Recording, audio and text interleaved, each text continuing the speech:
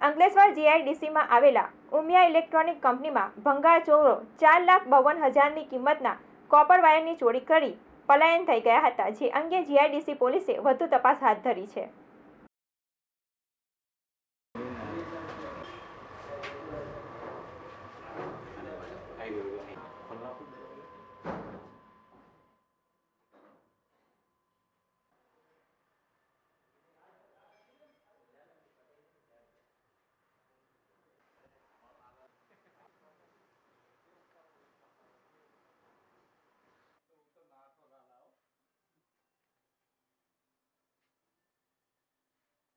Shri Umiya electricals નામની દુકાન છે અંકલેશ્વર જીઆઈડીસીમાં.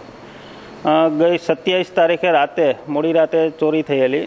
તેની સવારે દુકાન ખોલતા જાણ થઈ એટલે પોલીસ સ્ટેશનમાં જાણ કરી અને અમારા સીસીટીવી ફૂટેજમાં ચેક કર્યું.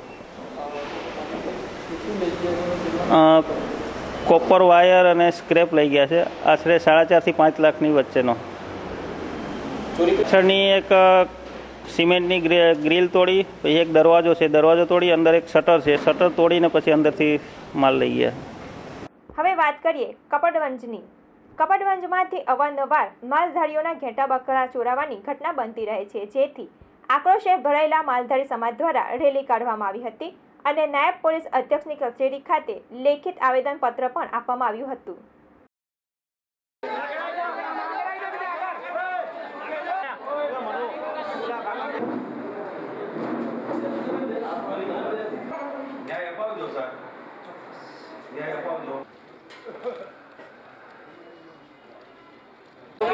कपड़ा तालुका जो विस्तार है उसमें जो मालधारी रहते हैं वो जंगल में रहते हैं और वगड़े में लोगों के खेत में रहते हैं. उसका जो घेटे बकरे हैं, भेड़ बकरियाँ, वो रात को चोर आते हैं और वो ढोल की आती है 20-25 जना की. और रात को एक ही आदमी होता है जो मालधारी होता है, उसको मारकर वो 20-25 जो बकरियाँ, भेड़ बकरियाँ जो है वो ले जाते हैं.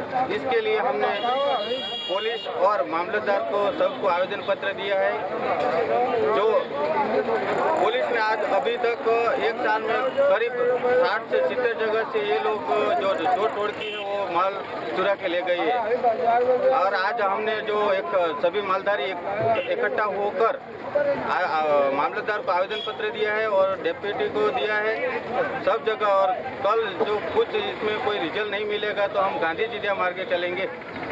માંડવી રોડ પર આવેલા અમરસાડી ગામે સોમવારના રોજ વરસેલા ધોધમાર વરસાદમાં એક મકાનનું છાપરું તૂટી પડતા એક વ્યક્તિનું મોત થયું હતું.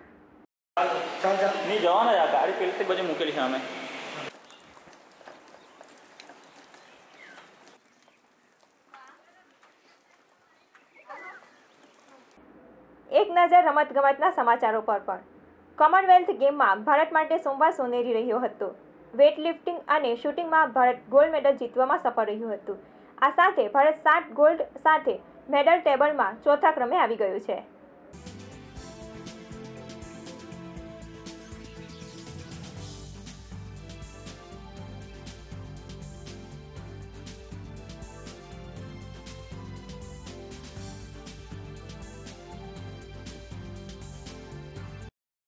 કોમનવેલ્થ ગેમ્સ 2014માં ભારત માટે સોમવાર વધુ એક શાનદાર દિવસ રહ્યો હતો. મેન્સ વેઇટ લિફ્ટિંગમાં સતીશ શિવલિંગમે જ્યારે 50 મીટર પિસ્તોલ શૂટિંગ ઇવેન્ટમાં જીતુરાએ ભારતને ગોલ્ડ અપાવ્યો હતો. ગગન નારંગે મેન્સ 50 મીટર રાઇફલ પ્રોન ઇવેન્ટમાં સિલ્વર મેડલ જીતવાની સિદ્ધિ મેળવી હતી. અલબત્ત બેડમિન્ટન અને ટેબલ ટેનિસની ઇવેન્ટમાં ભારત મેડલથી વંચિત રહ્યું હતું. આર્મીના જવાન તરીકે ફરજ બજાવતા જીતુરાએ 50 મીટર પિસ્તોલ ઇવેન્ટમાં 194.1 ઇવેન્ટ સાથે ગોલ્ડ મેડલ જીત્યો હતો. જ્યારે આ જ ઇવેન્ટમાં ગુરુપાલસિંહે 187.2 પોઈન્ટ સાથે સિલ્વર મેડલ દેશને અપાવ્યો હતો. જીતુરાએ ક્વોલિફાયર્સમાં 562 પોઈન્ટ સાથે આ ઇવેન્ટમાં સૌથી વધુ પોઈન્ટ મેળવવાનો કોમનવેલ્થ રેકોર્ડ પણ બનાવ્યો હતો. આ સાથે જ શૂટિંગમાં ભારતના કુલ મેડલનો અંક વધીને 11 પર પહોંચી ગયો છે. ગગન નારંગે 50 મીટર રાઇફલ 3 પ્રોન ઇવેન્ટમાં સહેજ માટે ગોલ્ડ મેડલ જીતવાથી ચૂકી ગયો હતો. ગગન નારંગે 204.3 પોઈન્ટ સાથે સિલ્વર, જ્યારે ઓસ્ટ્રેલિયાના 52 વર્ષીય વોરેન પોટેન્ટે 203.6 પોઈન્ટ સાથે ગોલ્ડ મેડલ જીત્યો હતો. કોમનવેલ્થ ગેમમાં ગગન નારંગ પ્રથમવાર ગોલ્ડ મેડલ જીતવામાં નિષ્ફળ રહ્યો છે. ગગન અગાઉ 2006ની ગેમ્સમાં 4 અને 2010ની ગેમ્સમાં 4 મેડલ જીત્યા હતા. ગગન ખુદ પણ ગોલ્ડ મેડલ નહીં જીતવાથી પરેશાન હતો.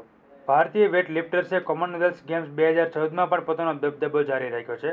ભારતીય સમય અનુસાર સોમવારે સવારે યોજાયેલી મેન્સ વેટ લિફ્ટિંગની 77 કિલોગ્રામ વય જૂથની ઇવેન્ટમાં સતીશ શિવલિંગમે ભારતને ગોલ્ડ જ્યારે રવિ કુતુલે સિલ્વર મેડલ અપાવ્યો હતો. 22 વર્ષીય સતીશે કુલ 28 કિલોગ્રામ જ્યારે રવિએ 317 કિલોગ્રામ વજન ઊંચક્યું હતું. 2010ની કોમનવેલ્થ ગેમમાં રવિએ આ જ ઇવેન્ટમાં ભારતને ગોલ્ડ અપાવ્યો હતો. ઓસ્ટ્રેલિયાના ફ્રેન્કોઇસે 314 કિલોગ્રામ સાથે બ્રોન્ઝ મેડલ જીત્યો હતો. આ સાથે જ વેટ લિફ્ટિંગમાં ભારતે 2010ની કોમનવેલ્થ ગેમની સરખામણીએ વધુ સારો દેખાવ કર્યો છે. બ્યુરો રિપોર્ટ, જન અધિકાર ન્યૂઝ. અને અંતે એક નજર બોલિવૂડના સમાચાર તરફ પણ. સલમાન ખાનની ફિલ્મ કિકે 3 દિવસમાં જ 48 કરોડનો બિઝનેસ કરી લીધો છે અને ઈદનો લાભ ઉઠાવી આ ફિલ્મ 100 કરોડનો આંકડો પાર કરી 100 ક્લબમાં સામેલ થઈ જશે. मेरी वर्दी पे मेडल बहुत लगे पर दाग सिर्फ एक. पता नहीं कौन है, कहां है, सिर्फ उसका नाम पता है, डेविल. आप डेविल के पीछे, डेविल आपके पीछे. Too much fun.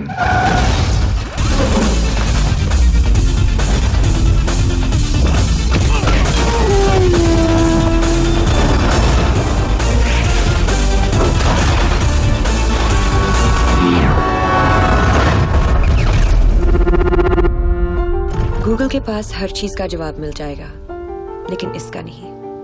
मेरी लाइफ की सबसे बड़ी ट्रेजेडी.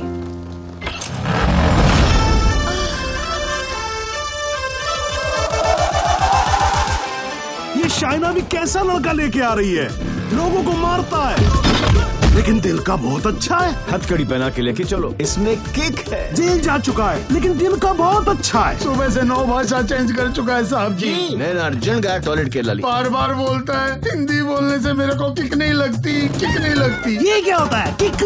अपनी किक के लिए तुम किसकी भी जान खतरे में डाल सकते हो. वो जीना भी कोई जीना है जिसमें किक न हो पगली. पैदा तो मैं भी शरीफ हुआ था, पर शराफत से अपनी कभी नहीं बनी.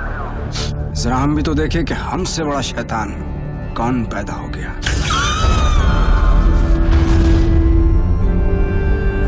मेरे बारे में इतना मत सोचना. दिल में आता हूं, समझ में नहीं.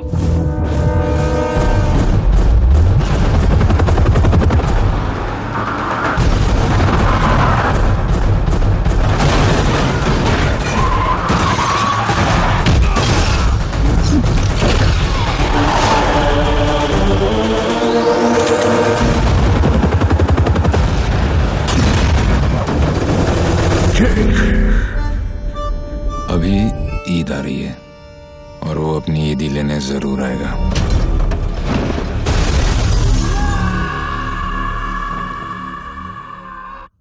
સમાચાર સમાપ્ત કરતા પહેલા ફરી એક નજર અત્યાર સુધીના મુખ્ય સમાચારો પર. પવિત્ર ઈદનો તહેવાર, મસ્જિદોમાં કરાઈ ઈદની નમાઝ અદા.